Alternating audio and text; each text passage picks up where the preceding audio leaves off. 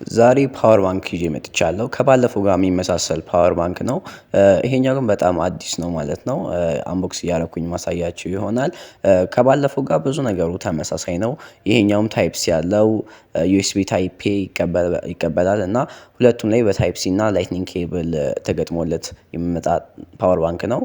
20 ሺህ ሚሊዮን ፓወር ባትሪ ነው። እንደምታየው ከሆነ እስከ 20 ዋት 22 ዋት ድረስ መቀበል ይችላል። በጣም አሪፍ ፓወር ባንክ ነው።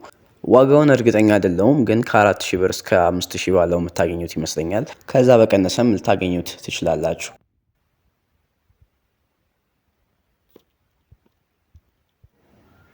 ቀለል ያለ ፓኬጂንግን ያደረጉልን። ውስጡ 3 ነገሮች ብቻ ነው የምናገኘው። ቻርጅ የምናደርግበት ኬብል አለ፣ ፓወር ባንኩ ራሱ እና ፔፐር ወርኩ አለ እና ይሄ ፓወር ባንክ ሊቲየም አዮን ባትሪ የሚጠቀም ይመስለኛል። ሊቲየም አዮን ባትሪ እና ሊቲየም ፖሊመር ባትሪነታቸው እነዛኞቹ ሊቲየም አዮን የምንላቸው ከበድ ይላሉ ፓወር ባንኮቹ እና በርካሽ ዋጋ የምናገኛቸው ፓወር ባንኮች ናቸው። ሊቲየም ፖሊመር የምንለው ግን ሴፈር ናቸው። ከነዚህኞቹ የተሻሉ ናቸው እና በርካሽ ዋጋ አታገኟቸውም። እንዲሁም ደግሞ ቅጠን ያሉ በተለይ ደግሞ ዋየርለስ ፓወር ባንኮች ሊቲየም ፖሊመር ነው የሚጠቀሙት ባትሪ ማለት ነው። አንዳንድ ፓወር ባንኮች የተነገረላቸውና የሚሰጡን የባትሪ መጠን ይለያያል።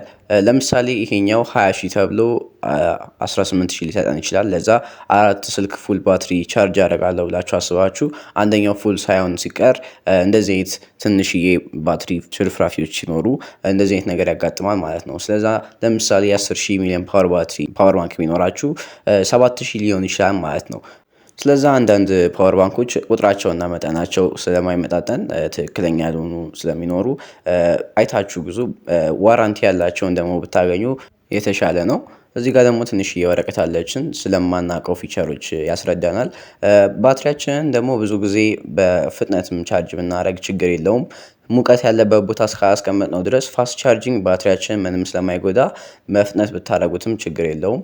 ስልካችሁንም ሁልጊዜ ፀሐይ ያለበት አካባቢና ሙቀት ያለበት ቦታ ከማስቀመጥ ተጠንቀቁ፣ ባትሪያችሁን ያበላሽባቸዋል። ይህ ፓወር ባንክ ከተመቻችሁም እንደምታስቡ ኮመንት ላይ አሳውቁኝ። ፒስ